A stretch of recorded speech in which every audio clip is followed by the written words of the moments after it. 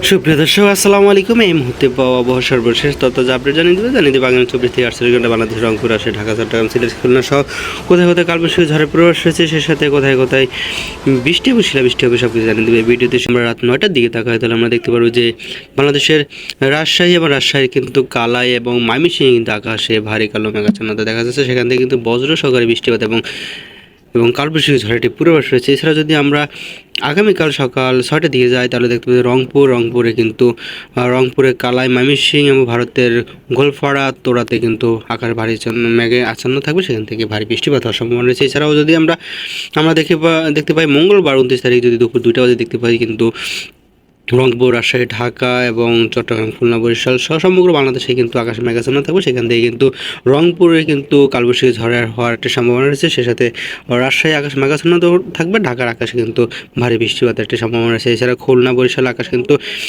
মেঘাচ্ছন্ন থাকবে, সেখান থেকে বজ্র সহকারে বৃষ্টিপাত হওয়ার কিন্তু সম্ভাবনা রয়েছে আগামীকাল সোমবার দুপুর 2টার দিকে। এছাড়া রাত যদি 10টার দিকে দেখা তাহলে আমরা দেখতে পাবো যে রাজশাহী আকাশ মেঘাচ্ছন্ন থাকবে, সেখান থেকে বজ্র সহকারে বৃষ্টিপাত হতে পারে। ঢাকার আকাশ মেঘাচ্ছন্ন থাকবে এবং কুমিল্লারও কিছু কিছু জায়গায় কিন্তু আকাশ মেঘাচ্ছন্ন থাকবে।